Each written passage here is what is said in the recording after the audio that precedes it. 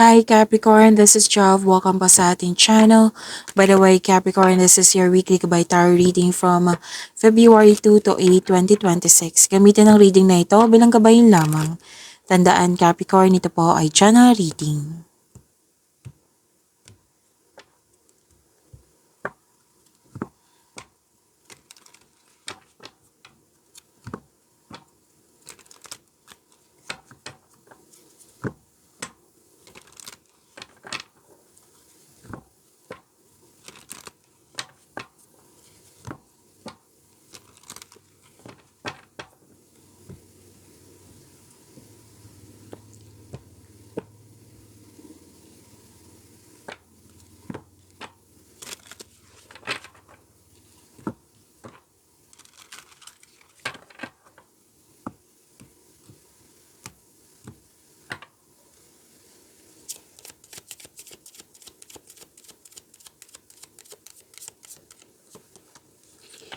Angel number 18.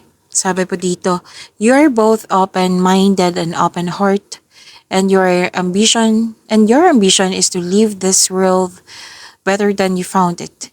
Ensure that your goals are aligned with the collective need and with the highest good of all. So to attract more blessings, let us say the power of affirmation. Let us say, I am kind-hearted. Again, I am kind-hearted. So that is angel number 18.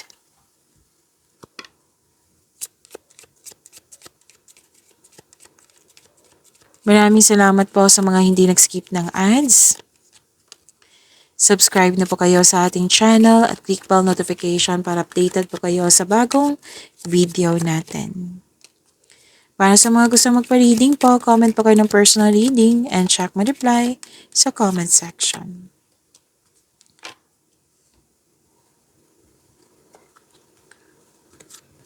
Ang ganda naman ito. Ang ganda Capricorn, claim niyo po. May solusyon sa inyong problema, may sagot sa inyong mga katanungan. At sinabi na ng card dito na makakatanggap ka ng proposal, pwedeng engagement, kasal, ikakasal, or nag-uusap sa marriage contract. Pwede din itong deal, commitment, agreement, promises, signing of contract, bagong pasok sa relasyon, bagong pasok sa team, sa business partnership, and my love is blooming, abundance, and naka-receive ka ng tulong o regalo, pwedeng recognition din, and this is happiness. Yes, happiness ito. Claim niyo po.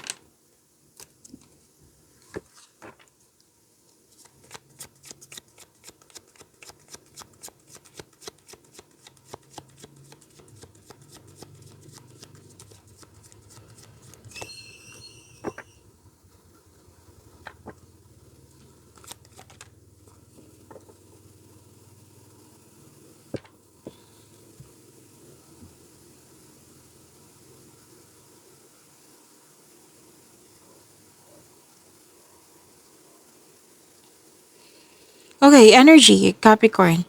Ang ganda nito. Wealth, family, inheritance, may completion of cycle. Maaring makakatanggap ka ng mana or pension or retirement or masaganang ani ng buhay. Nag-spend time ka sa family dito or sa group of people. Nag-save ka para sa sarili, sa pamilya, or sa isang specific person na tutulungan mo. At nakikita ko rin dito na may plano kayong parati itong lumalabas sa inyo Capricorn, pansin ko. Na may plano kayo ng pamilya mo, na magbuo ng family business, or di kayo very supportive sila sa iyong plano sa career and money. And may alok dito na business partnership with close friends, may posibilidad na bibili ka ng property, yan.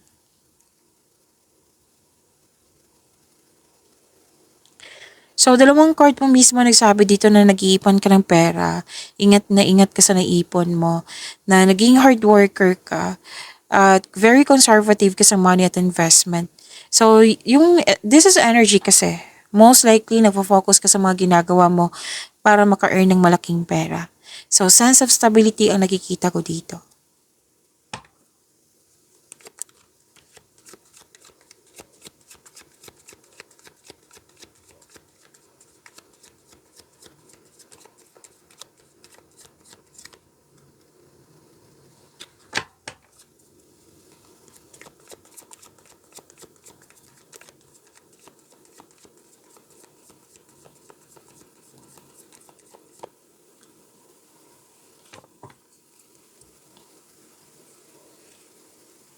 Prayer and money. Oh, this is good kasi ang lakas ng energy mo dito. Very confident. Yung mga may challenge dyan, may struggle, may fear, hinarap mo. Hindi ka tumakas, kundi hinarap mo siya. You have confidence and persistence in your career and you are eager to achieve a successful outcome sa mga ginagawa mo. So, ang advice ng card dito, don't give up, don't doubt your strength. Kasi nakita ko naman dito na ma-overcome mo itong mga challenges na ito. It might be ang nature ng work mo is very busy talaga. So, overcoming obstacles, claim po.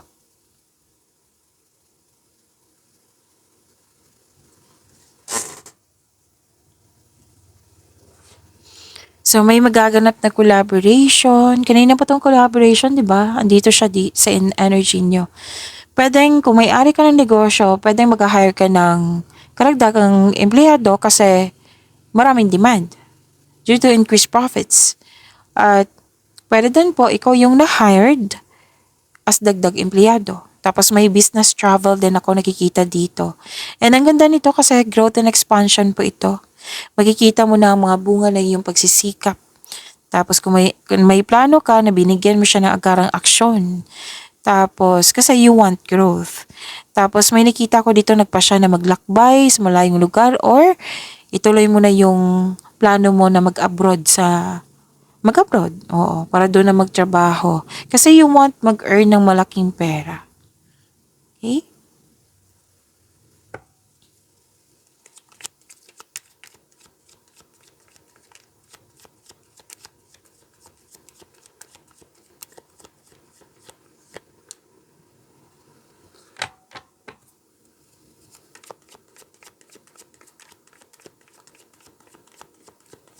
Love, love, self-love, partnership, and romance ni Capricorn. Capricorn, huwag niyo kalimutan na mag-subscribe sa channel natin at click yung bell notification para updated po kayo sa reading natin. At marami na kayong video para sa inyo February video reading. So baka hindi mo nyo pa napanood, so hanapin nyo po sa channel natin. Dito lang po sa channel natin.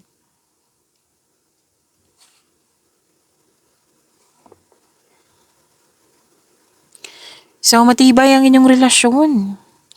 May tampuhan nga ako nakikita dito. Pwedeng sa relasyon to, pwedeng sa taong malapit sa'yo. Maaring mag-date kayo after ng masalimuot na di pagkakaunawa ng kahapon. Sa mga single po, handa na kayong pumasok sa buhay ng pag-ibig. Tapos may marireceive kayo na magandang balita po.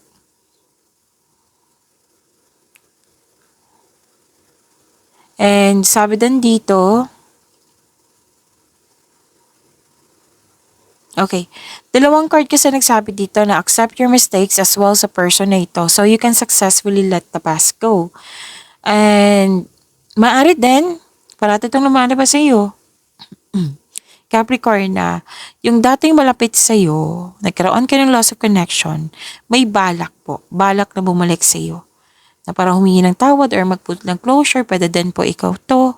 So, kung mangyayari po ito, na darating na yun, yung it's about time, kumbaga. So, seek forgiveness in order to move forward.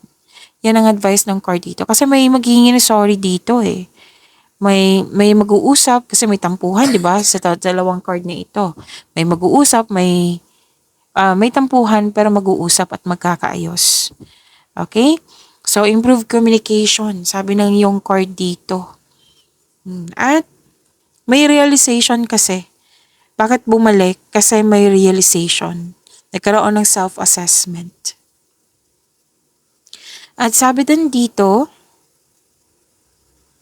yes, ang sabi dito na magiging after nitong magkakasundo kayo, magkakaroon siya ng happiness and stability. Yes. Happiness and stability at sabi din dito na anong tawag nito?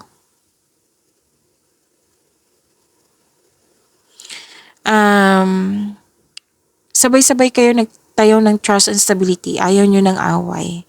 So, huwag nyo i-pressure yung connection nyo. Be calm. One at a time. Kung pwede. Gusto nyo. Pag-imanin nyo po yung blessings sa binigay sa inyo, Capricorn. See you tomorrow. Maraming salamat.